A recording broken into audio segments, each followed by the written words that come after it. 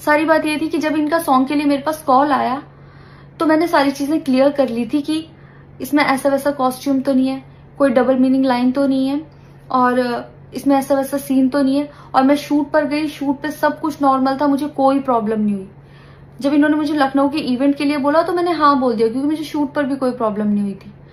और जब मैं लखनऊ में गई, मैं स्टेज पर थी, मैं पब्लिक से बात कर रही थी, पवन सिंह जी ने मुझे बोला कि इधर कुछ लगा हुआ है। उसे थोड़ी देर पहले ही मेरी ड्रेस वो न्यू थी, साड़ी में नीचे टैग लगा रह गया था। तो मेरे दिमाग में आया कि शायद ब्लाउज का भी टैग लटक रहा होगा। मैं हंसकर उस चीज को दबा रही थी कि अगर मेरा टैग लगा भी है तो वो चीज जिस टाइम मैं पब्लिक से माइक में बात कर रही हूँ उस टाइम ना बोल के साइड में भी बोली जा सकती है, इसलिए मैं उस चीज को उस टाइम पे दबा रही थी। मैंने हंस के टाला, अवॉइड किया और फिर दोबारा बात करने लगी। वो बोले नहीं कुछ लगा है, नहीं कुछ लगा है। तो मैंने कहा नहीं लगा। वो बोले लगा हुआ है। तो मुझे लगा कि शायद लगा ये तो मेरे को लग रहा था कि कुछ लगा है इसलिए ये बोल रहे हैं। और पर फिर भी मैंने हंस के वहां पे टाला, पब्लिक से अपनी बात कंप्लीट की। कंप्लीट करने के बाद जब मैं अपने टीम मेंबर से मैंने पूछा साइड में जाके कि कुछ लगा है, क्या लगा है, उन्होंने बोला कुछ भी नहीं लगा था। जब मैंने देखा मेरे सच में कुछ नहीं लगा था, तब मुझे बहुत ज्यादा बुरा लगा, गुस्सा आया और रोना भी आया। लेकिन मुझे ये नहीं समझ आया कि मैं अब क्या करूं यहाँ पर, क्योंकि जहां मैं गई थी लखनऊ में, पवन सिंह जी खुद भी वहीं के रहने वाले हैं, उसी जगह पर इवेंट था। जितना वो क्राउड था वो सारा उनका फैन बेस था। उनको भगवान बोल रहे थे और भक्त बोल बोल के उनके पैरों में गिर रहे थे। वो उनका फैन बेस था, क्राउड था। तो मुझे समझ नहीं आया कि मैं क्या करूं। अगर मैं कुछ भी बोलती तो क्या वो लोग मुझे सपोर्ट करते? मेरे साथ कुल 3-4 बंदे यहाँ से गए थे, तो वहां जितना क्राउड था क्या वो लोग मेरा साथ देता? मैंने सोचा मैं बैक स्टेज जाके बात करूंगी। इतनी देर में थोड़ी देर रील्स बन के अचानक से वो उतर के चले गए बीच में ही इवेंट के। थोड़ी देर मैंने रील बनाई, अनाउंस ये किया गया कि अभी इवेंट दोबारा स्टार्ट होगा। डिनर के लिए अनाउंस कर दिया गया, मैं भी उतर के चली गई और इवेंट वहां पे खत्म हो चुका था। अनाउंस किया गया था सिर्फ कि दोबारा होगा। नेक्स्ट डे जब मैं घर आई तो मैंने देखा ये बहुत बड़ा मैटर बन चुका था।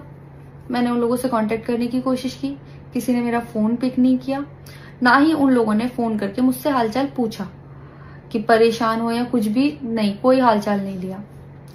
मैं पोस्ट करना चाहती थी, जो लोग लिख रहे थे कि मजे आए या हंस रही है, मैं रिप्लाई में पोस्ट करना चाहती थी। मेरे को किसी का कॉल आया था कि पवन सिंह की पीआर टीम बहुत स्ट्रांग है और कुछ भी ऐसा वैसा मत लिखना और ना पोस्ट करना, क्योंकि वो लोग अगर कुछ लिखेंगे ना बहुत कुछ उल्टा लिख देंगे तुम्हारे लिए और बहुत कुछ कहेंगे और बहुत बड़ा मैटर बन जाएगा। अभी जितना परेशान हो उससे ज्यादा परेशान हो जाओगी, तो छोड़ो।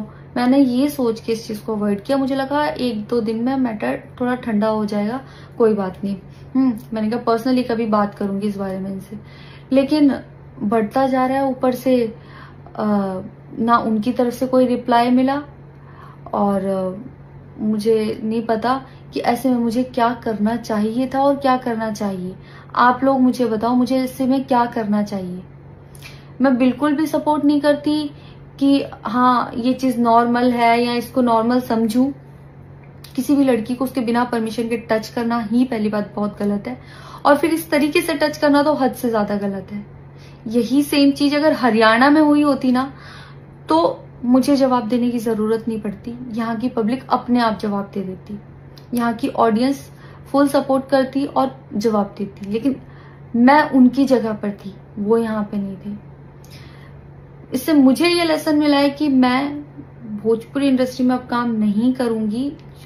आर्टिस्ट हूं तो नई नई चीजें ट्राई करने का मन करता है कि ये भी ट्राई करूं, ये भी ट्राई करूं, ये भी ट्राई करूं। कुछ भी अलग सा आता है तो करने का मन करता है कि कुछ अलग होगा, कुछ नया ट्राई करती हूँ। और वो भी पवन सिंह जैसे सीनियर आर्टिस्ट के साथ कोलैबोरेशन थी तो हुआ कि हाँ कर लेती हूँ। होता है अगर वो भी नहीं होते तब भी अगर कोई मेरे पास मराठी का भी प्रोजेक्ट आता तो मैं सोचती कि हाँ कुछ चेंज होगा, कुछ नया सीखने को मिलेगा, ट्राई करती हूँ। पर ये भोजपुरी में काम करने के मेरे साइड इफेक्ट थे जो मेरे साथ हुए। मैं अपने परिवार में, अपने हरियाणा में खुश हूँ। मुझे नहीं करना काम भोजपुरी में। पर आप लोग मुझे जरूर बताना कि इस सिचुएशन में अगर आप होते और आप वहां पर होते तो आप उस टाइम पर क्या करते और मेरी गलती कहाँ है। जय श्री राम।